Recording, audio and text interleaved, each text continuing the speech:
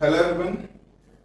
जैसे कि पिछली क्लासों में हम संविधान की जो विकास यात्रा थी उसके बारे में पढ़े और कैसे बहुत सारे अधिनियम आते रहे ब्रिटिश रूल में और उन पर काम होता रहा, कैसे उनका शासन चलता रहा, कैसे भारत की प्रशासनिक और राजनीतिक और न्यायिक व्यवस्था चलती रही, इस सब के बारे में बात करते रहे। फिर हमने पढ़ा होगा आधुनिक भारत में 1857 की क्रांति हुई थी।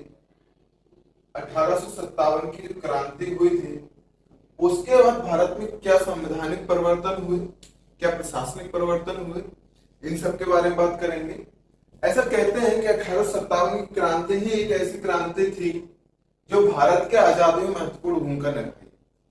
ये कहना बिल्कुल गलत है। सही तो है, लेकिन क्या सिर्फ 1857 की क्रांति, तो ऐसा कहना गलत है। 1857 की सिर्फ 1857 की क्रांति नहीं, इसके पहले भी बहुत सारी क्रांतियां होती रही, जगह जगह पर छोटे मोटे विद्रोह होते रहे।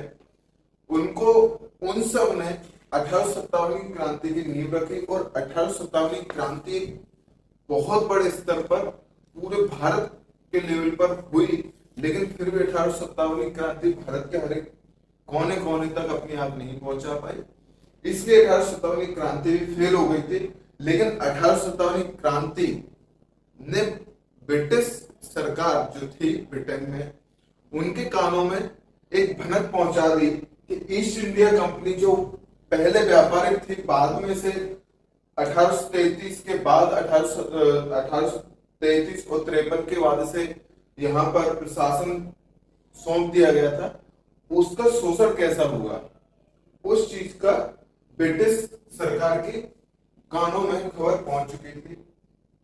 देखते हैं क्या हुआ। 1857 की क्रांति के फलस्वरूप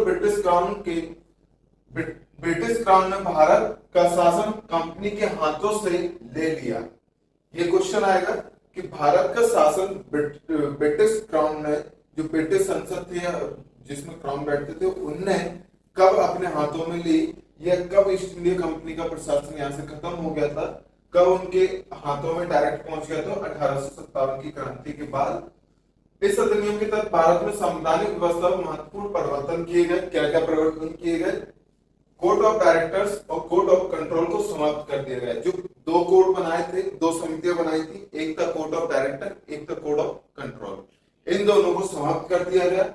और एक ब्रिटिश संसद ने क्या किया, एक भारत का सचिव, जैसे अभी भी होते हैं कि बहुत सारी जगह सचिव होते हैं और प्रशासक होते हैं, एम्बेसडर्स वगैरह होते हैं, वैसे ब्रिटिश संसद ने क्या किया, ब्रिटिश सरकार ने एक सचिव अपने यहाँ से नियुक्त करके भारत में भेजा। एक सचिव जो ब्रिटिश संसद के द्वारा ही नियुक्त किया जाता था, उसे भारत में भेजा शासन करने के लिए। और ब्रिटिश मंत्रिमंडल के उस सदस्य को भारत राज्य सचिव का पद प्रदान किया गया, जो कि ब्रिटिश के ही मंत्रिमंडल का सदस्य हुआ करता था। जैसे भारत में मंत्रिमंडल बनता है, वैसे ब्रिटिश में मंत्रिमंडल बनता था, उसमें से कोई एक सचिव नियुक्त किया जाता था जो कि भारत का सचिव होगा। भारत राज्य सचिव की सहायता के लिए 15 सदस्य भारत परिषद का गठन किया जाने लगा। क्या जो ब्रिटिश ने भारत सचिव जो नियुक्त करके भेजा था वो अकेला काम कर सकता था? नहीं।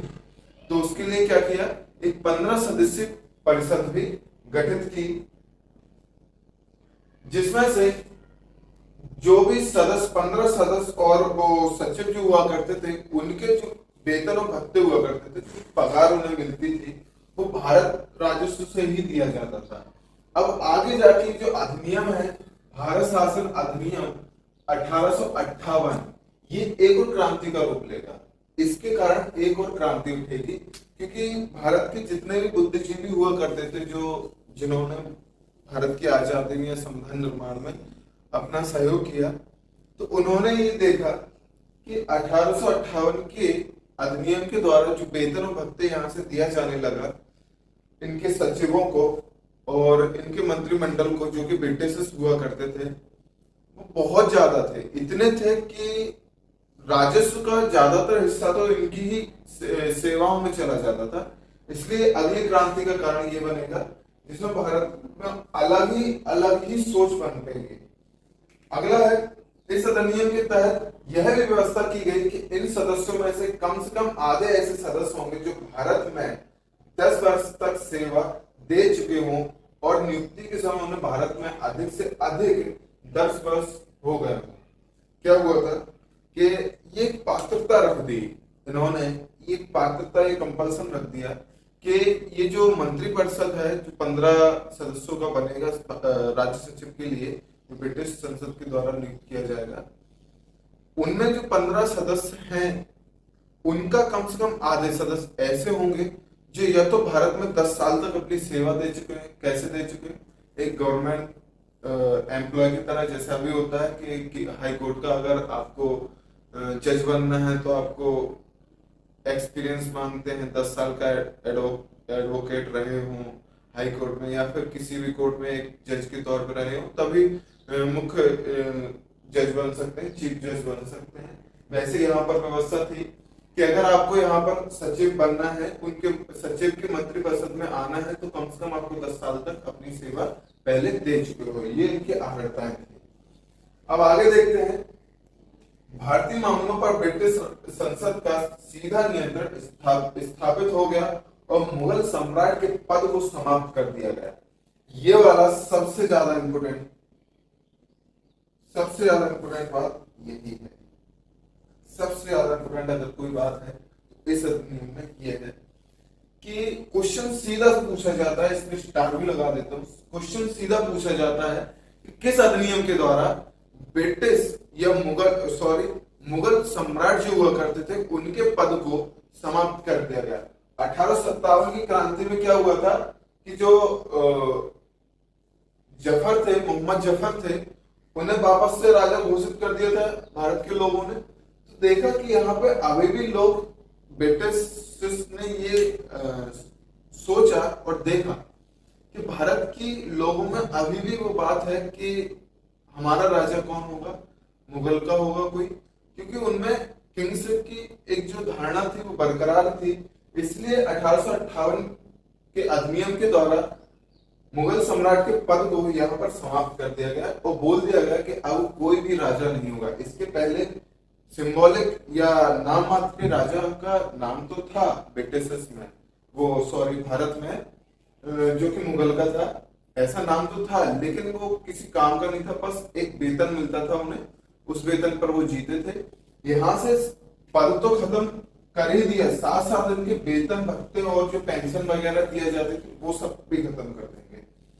अब आगे क्या होता है, भारत का राज्य सचिव अपने कार्यों के लिए ब्रिटिश संसद के प्रति उत्तरदायी होता था। इसके पहले क्या होता था, 1858 के अधिनियम के पहले क्या होता था कि ये जो सचिव होता था भारत का, जो ब्रिटिश द्वारा नियुक्त किया जाता था, वो भारत में क्या काम कर रहा है, क्या नहीं कर रहा है, उसको ब्रिटिश संसद के लिए कोई जवाबदेही नहीं होता था।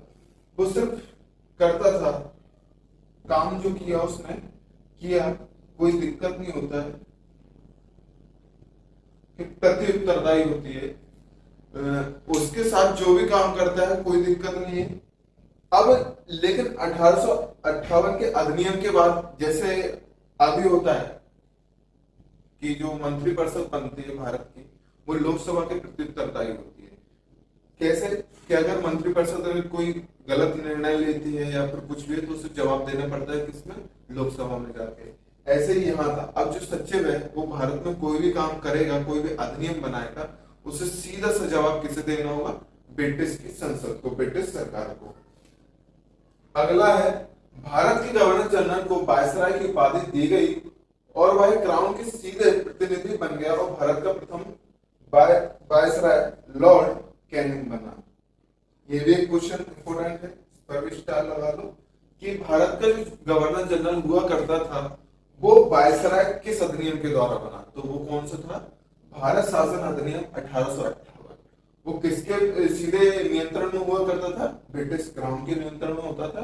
दूसरा क्वेश्चन इसी वाले पॉइंट से। और तीसरा क्वेश्चन है कि 2-3 तरीके से ये क्वेश्चन आता है घुमा फिरा के, भारत शासन अधिनियम 1858 के द्वारा प्रथम गवर्नर जनरल प्रथम वायसराय कौन बना? तो लॉर्ड कैनिंग। या फिर लॉर्ड कैनिंग के अधिनियम के द्वारा वायसराय बने, या फिर भारत के प्रथम वायसराय कौन बने? तो ऐसे करके क्वेश्चन पूछते हैं। तो ये हो गया तीसरा क्वेश्चन। इसी के साथ देखते हैं आगे क्या होता है इसी में। गवर्नर जनरल के पद को द वायसराय ऑफ इंडिया का नाम दिया जाने लगा। द वायसराय ऑफ इंडिया का नाम दिया जाने लगा। और इसी के साथ साथ वह प्रतिवर्ष भारत के नैतिक और आर्थिक प्रगति की रिपोर्ट ब्रिटिश संसद को समक्ष प्रस्तुत करने लगा। कैसे करता था?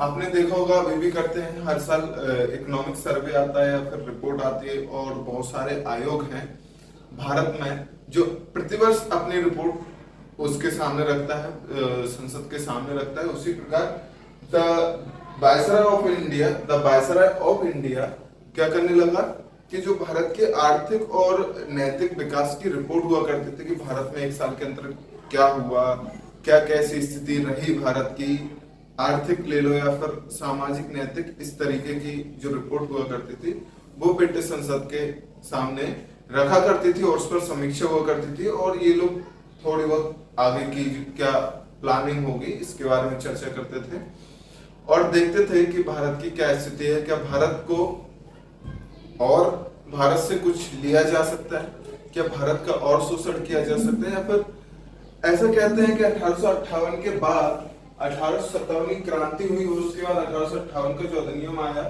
यहाँ पर ब्रिटिश क्राउन ने अपने हाथों में लिया, तो भारत के लिए थोड़ा सा भारत के हित में सोचने की इन्होंने सोची, भारत के हित में सोचने की इन्होंने सोची, थोड़ा सा कोशिश किया कि देखते हैं भारत का कुछ हो सकता है क्या, लेकिन उसमें भी इन्होंने अपने निजी फायदे को भी ध्यान में रखा।